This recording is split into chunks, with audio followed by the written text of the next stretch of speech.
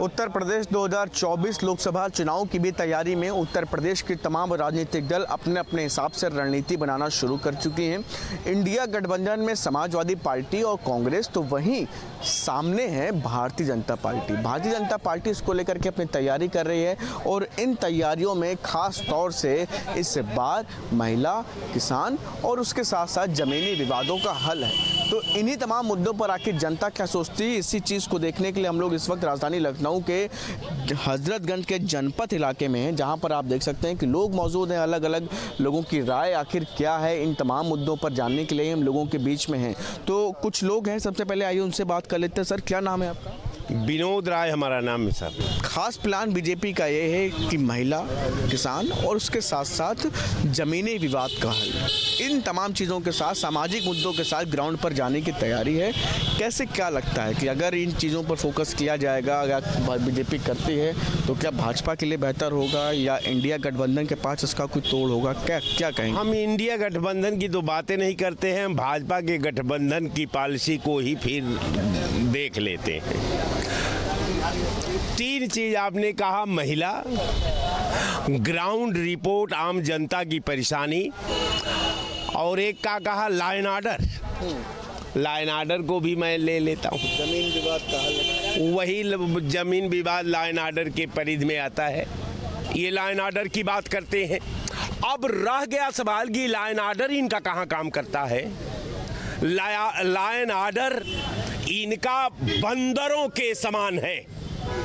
बंदर से अगर भाग जाएंगे, नहीं तो किसानों को लेकर के भी बता रहे हैं कि जो है बड़ी राहत और जो सम्मान निधि मिलती है, इससे लोगों को राहत देके सामाजिक मुद्दों पे चुनाव। बिल्कुल सामाजिक मुद्दा। एक साल पहले 1000 किसानों ने आत्महत्या कर लिया इनकी पॉलिसी पर। एक तमाम जवाब जैसे कि जो थे उन्होंने मांगे लोगों से। क्या नाम है? हमारा नाम अनिल राय है। अनिल जी, ये बीजेपी प्लानिंग कर रही है कि 2024 में महिला, किसान और उसके साथ साथ ज़मीनी विवाद यानी सामाजिक मुद्दों के साथ जाने की तैयारी। क्या लगता है कि ये प्लानिंग सफल होगी या बीजेपी के साथ जो लोग हैं वो जुड़ेंगे? ये बिल्कुल जो हो रहा है वो सफल हो जाएगी। बीजेपी के साथ लोग जुड़ेंगे, बीजेपी की सरकार बनेगी केंद्र में, इसमें दो राय नहीं है। उल जलूल जो बात करता है फालतू है। सुन रहे होंगे आप, वो कह रहे थे कि जो है ये सब उनके जिम्मा यही काम है कि दिन भर उल्टा सीधा बोलो, सीधा बातें नहीं आती है उनको। मतलब जो काम हुआ है उसको भी कहेंगे ये हुआ ही नहीं। बात समझ रहे हैं? राय साहब, उसकी राय साहब ऐसा देखिए, मैं भारत नमन पार्टी का राष्ट्रीय अध्यक्ष हूँ। हिंदूवादी पार्टी हमारी अलग से है। आप एक जनता के तरीके बताइए, क्या लग रहा है आपको कि ये जो तमाम अहम मुद्दों को लेकर के 24 के चुनाव में जाने की तैयारी, किसान को लेकर के और महिलाओं को लेकर के, ज़मीनी विवाद का हल यानी सामाजिक मुद्दों के सहारे बीजेपी ग्राउंड में जा रही है, क्या लग रहा है जिससे कि बीजेपी के साथ लोग जुड़ेंगे? ये उम्मीद बीजेपी प्लानिंग कर रही है। देखिए, मैं बीजेपी के तौर पर मैं जानना चाहता हूं, तौर पे बताना चाह रहा हूँ कि कांग्रेस मुक्त भारत हो जाए, सारी समस्या हल हो जाएगी। अब इसको बिल्कुल बिल्कुल बिल्कुल बिल्कुल अभी तक तो जो रही कांग्रेस भ्रष्ट ही रही, भ्रष्टाचारी करती चली आई। ये कांग्रेस मुक्त हो जाए तो समझ लीजिए कि ये सारी समस्या का हल हो जाए। सारी समस्या का हल हो जाए। सारी तकलीफों की जड़ कांग्रेस है। सारी बीमारी की जड़ कांग्रेस है। कांग्रेस मुक्त भारत हो जाए, समस्या हल हो जाएगी। या गठबंधन ये सब जो साथ आ रहे हैं, आपका कहना है कि कुछ गठबंधन नहीं हुआ ही नहीं, कहीं नहीं हुआ, बेकार है, केवल नाम दिख रहा है। ठगबंधन है, गठबंधन नहीं है। अभी आप कह रहे थे कि ये सब मुद्दे सिर्फ ढकोसलेबाजी है या इसके सहारे कुछ नहीं होने वाला। सब कह रहे हैं कि इसी के सहारे ये पहले भी आए थे, ये अब भी आएंगे। क्या कहेंगे? देखिए साहब, ये पॉलिटिकल शतरंज के इतना बड़े विद्वान लोग हैं, इतने बड़े महान थिंकर लोग हैं कि अब मैं उस भूगोल के पैरे को मैं खड़ा करके अब गोटी दे दूं हाथ में कि आप बता दीजिए कहाँ है, तो ये भी ज्ञान नहीं। तो इन लोग बड़े भाई हमारे हैं, उनका मैं सम्मान करता हूँ।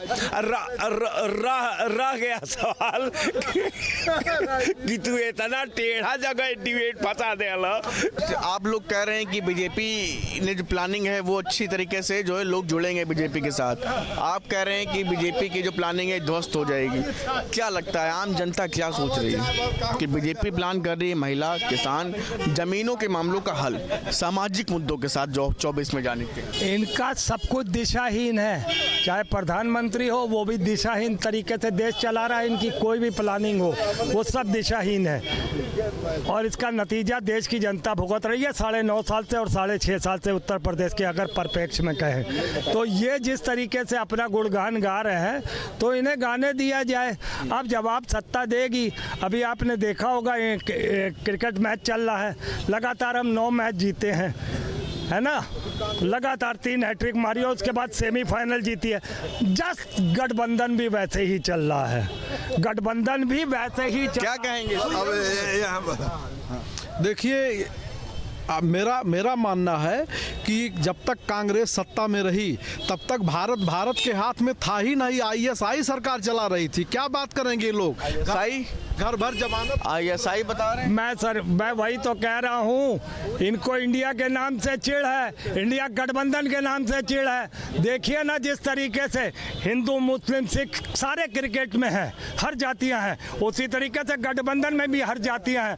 हम अभी दो लीग मैच जीते हैं, एक हिमाचल प्रदेश, एक कर्नाटका, आगे 5 जगह पे 2023 में हम लीग मैच जीतेंगे और 2024 का लोकसभा भी हम जीतेंगे बता रहे हैं 2024। ओहो, आपसे मैं क्या कहा, ये लोग गेट को निगरानी करते हैं कि क्या बोलना है। भाजपा के खिलाफ उगलो, भाजपा का ही खा रहे हैं, भाजपा के खिलाफ बोल रहे हैं। हमारे कहने का मतलब जब भारतीय जनता पार्टी देश को बेच रहा है घर पूछिए तो उसका जाना तय ही है। उसमें बीजेपी प्लानिंग कर रही है कि सामाजिक मुद्दों के सहारे 24 में जाएं, इसमें महिला, किसान, जमीनों के विवादों का हल, इन तमाम मुद्दों जिससे कि जनता जुड़े। क्या लग रहा है जनता जुड़ेगी? इसमें ये लाइन आर्डर सही कहाँ कर पा रहे हैं? तहसील स्तर पे भ्रष्टाचार, आगे ऊपर चले जाओ सब भ्रष्टाचार, पुलिस विभाग में भ्रष्टाचार।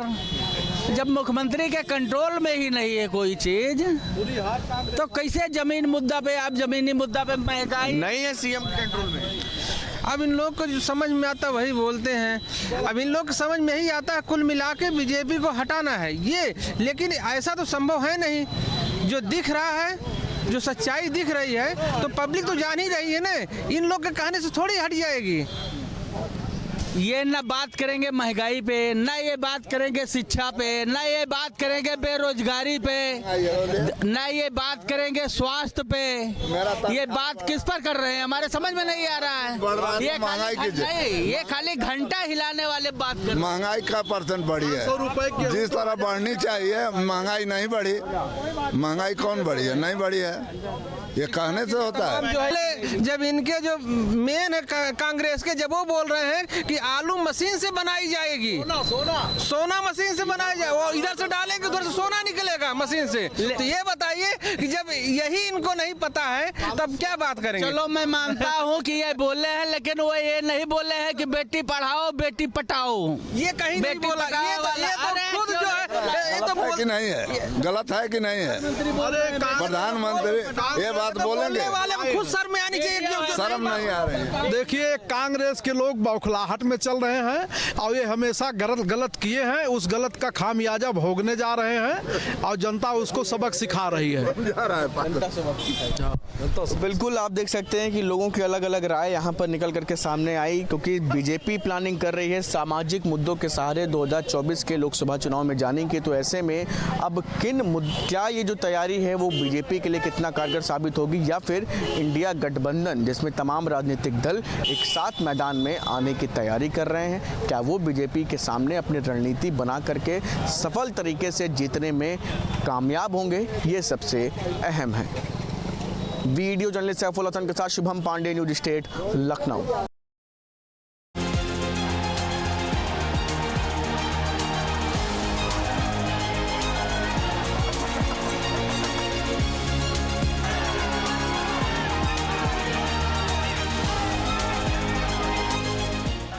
उत्तर प्रदेश की योगी सरकार ने उत्तर प्रदेश में जमीन और राजस्व से जुड़े विवाद को निपटाने का एक नया फार्मूला तैयार किया है। योगी सरकार ने यह आदेश दिया है कि एसडीएम लेवल के जो अधिकारी हैं वो जमीनी विवाद से जुड़े मामलों में ग्राउंड पर जाएं और विवादों का निस्तारण करें, ताकि उत्तर प्रदेश में ज़मीन को लेकर के, संपत्ति को लेकर के जो अपराध होते हैं उस पर कंट्रोल लगे।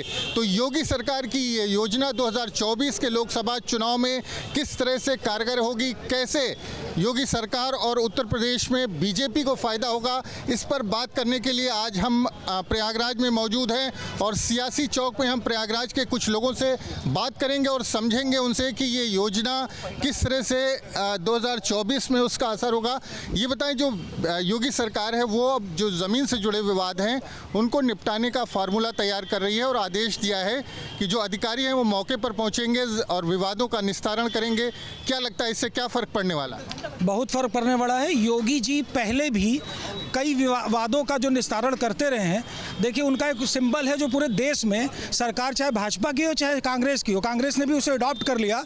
बुलडोजर वाली प्रथा उन्होंने भी अडॉप्ट कर लिया, क्योंकि उनको भी लगने लगा कि योगी जी जो करते हैं वो ये नहीं देखते कि किस धर्म, किस जाति, किस बिरादरी का है। वो न्याय करते हैं, जनता को प्रिय लगे वो करते हैं, जनता को वो चीज़ें एक्सेप्ट होती हैं और वो इसलिए ही करते हैं कि लोग सुख सुविधा चैन से जी सके, रह सकें। अब इन्होंने जो ज़मीनी विवाद पर निर्णय लिया है कि वहाँ पर एसडीएम एडीएम जा करके निर्णय लेंगे और मौका मुआयना करेंगे, तब उसका फैसला करेंगे, तो बेशक ये बहुत अच्छा कदम है, क्योंकि उससे विवाद का जो अभी तक जन्म ले रहा था वो नहीं होगा।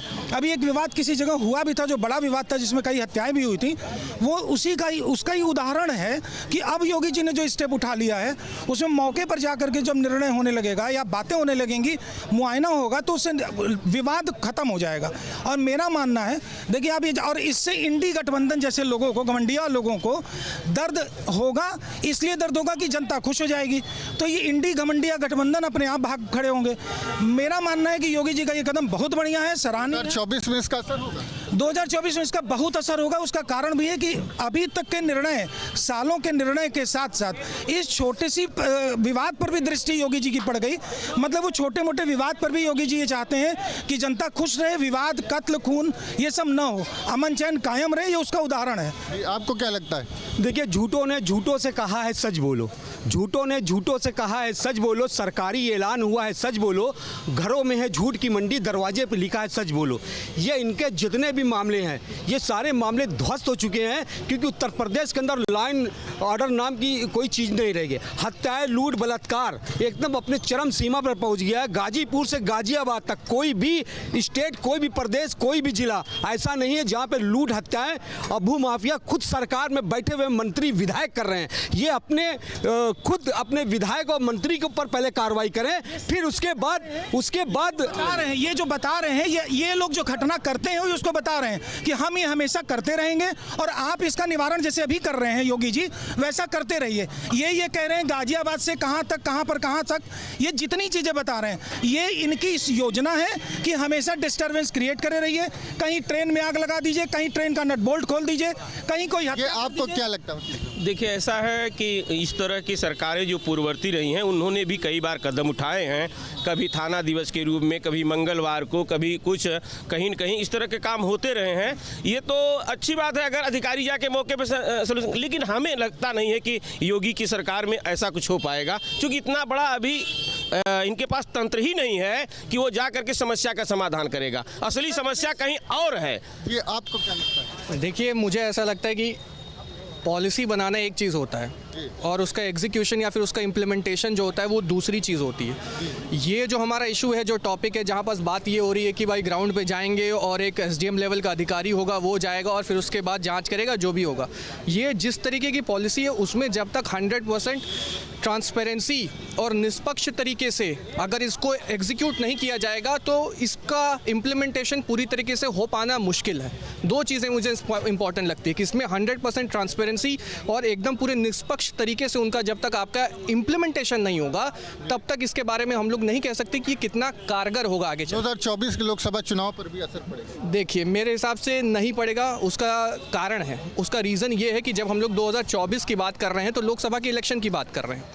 और उसमें हमें एक ऐसा टॉपिक की बात करनी चाहिए जिसका एक लार्जर लेवल पे उसका इम्पैक्ट हो। यूपी में तो असर होगा ना। यूपी में भी ये मुद्दा जो है मेरे ख्याल से नहीं होना चाहिए, क्योंकि ये अपने आप में पहली ऐसी घटना थी इतने सारे विवादों के बीच में जहाँ पे इस लेवल का कोई घटना हुआ है। अगर ये बार बार होता है, बहुत सारे लोग इस तरीके से परेशान होते हैं और एक ऐसा इस तरह के मामलों में जमीन और राजस्व से जुड़े विवाद में तमाम अपराध होते हैं, बहुत लोग पीड़ित होते हैं। आपको क्या लगता है? देखिए, हमारा यह है कि ये जो स्कीम बनाई है ये तो सही है, स्ट्रैटेजी बहुत बढ़िया है सरकार की, मगर समस्या वही है, सरकार मंत्रियों विधायकों से नहीं चलती, वो चलती है ब्यूरोक्रेसी से।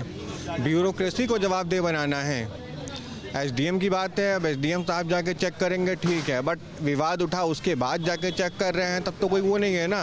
जैसे ज़मीन अमीन के जो विवाद होते हैं, इनमें आप भी जानते हैं और सब जानते हैं कि कितना हत्याएं और क्या अपराध, बहुत सारी बातें होती रहती हैं। हम लोग कितने ही मुकदमे देखते हैं जहाँ ये इसीलिए उठाया गया कि हत्याएं रुकें। जो विवाद को जन्म लिया जाता था, पहले अगर कोई विवाद चलता था और वो इतना बड़ा नासूर बन जाता था जिसमें हत्याएं हो जाती थी, अभी जो उदाहरण देखने को मिला था, उसी का ये विकल्प है कि लोग। आपको क्या लगता है? देखिए, ये एडमिनिस्ट्रेटिव डिसीजन है एक, और मुझे लगता है कि कहीं ना कहीं ये सरकार की विफलताओं को सामने लाने वाली बात है। इस तरह के डिसीजन मेकिंग की ज़रूरत क्यों पड़ी? आखिर पुलिस सिस्टम है, कानून का उपयोग करना चाहिए, कानून को इम्प्लीमेंट सिस्टम के तहत तो ये काम हो रहा है। ये एक तरह से फेलियर ऑफ गवर्नेंस है कि जब कानून को हम सही तरीके से लागू नहीं कर पा रहे तो हमें इस तरह की दिखावटी। फेलियर ऑफ गवर्नेंस वाली बात नहीं है, क्योंकि ये आज से नहीं हो रहा है। ज़मीन के विवाद जो है बहुत पहले से हो रहे हैं। इनफैक्ट आप कहीं भी चले जाइए, किसी भी तहसील में चले जाइए, ज़मीन के 50 मुकदमे होते हैं। ठीक है, ये सब आज की चीज़ें तो हैं नहीं, मगर अब वही है ना कि इसके चलते भी हम लोग जैसे कि देखते हैं कितने मैटर होते हैं। अब कहीं किसी पे बलात्कार का इल्ज़ाम लगा दिया, कुछ लगा दिया, उसमें कहानी क्या निकल के आती है, ज़मीन का विवाद चल रहा था, उसमें जो है प्रेशर बनाने के लिए वो कर दिया गया मुकदमा। तो ऐसे भी वो होते रहते हैं, वो कोई वो नहीं है। बाकी आपको क्या लगता है? नहीं, इसी का निस्तारण करने के लिए ये योजना बनाई गई है। और जैसे अभी हमने आपसे पहले भी बताया, ये बुलडोजर पहले तो नहीं चलता था, तो आज बुलडोजर चल क्यों रहा है? इसीलिए चल रहा है। और आज ये जांच करके या वहाँ पर मौका मुआयना करके जो फैसले लिए जा रहे हैं, वो इसीलिए हो रहा है कि जो घटनाएं होती थी वो अब सरकार अपने अधिकारियों को एकदम कंठस्थ करा ले कि इस पे बिना आपके जांच के, बिना रिपोर्ट के अगर कोई घटना होती है तो इसमें जितने एसडीएम, एडीएम या जो भी इन्वॉल्व है या जो उस एरिया का इंचार्ज है, वो दोषी पाए जाएंगे। इसका 2024 के लोकसभा चुनाव पे भी असर पड़ेगा? ये असर बहुत लंबा पड़ेगा। अभी तक ये कानून व्यवस्था को कायदे से लागू नहीं कर पा रहे थे, और जहाँ हो वहाँ ला का कोई मतलब नहीं था, बुलडोजर चलाते थे। अब पूरे हिंदुस्तान में लोग जाति और धर्म पे वोट नहीं दे रहे हैं। अभी आप देख रहे हो जहाँ वो 5 राज्यों में इनका सफाया हो रहा है, तो ये देख रहे हैं कि ज़मीनी हकीकत चले। अब भूमिहीनों को आप पट्टा दे सकते हैं, आप पट्टा दीजिए। और ज़मीन ज़मीन से जुड़े जो विवाद है उनकी बात हो रही है, उनका निराकरण होना चाहिए। हाँ, निराकरण अवश्य है, और इसका पहले भी निराकरण होता था, लेकिन अब ये सरकार इनके साथ जो लोग काम कर रहे हैं वो भी माफिया हैं, तो क्या कर पाएंगे? मायावती ने भी अपने रिजीम में ये सब चीज़ें करा करके देख चुकी है। मायावती के समय में भी लोग अधिकारी जाते थे, मौके पे जाते थे, बड़े बड़े अधिकारी, बड़ा बड़ा महकमा जाता था और तरह तरह के, लेकिन वो समस्याएं जस की तस रह गए। इस समस्या के पीछे सबसे बड़ा कारण ये है कि जो जमीन का विवाद है वो उसकी पृष्ठभूमि पहले देखिए आप,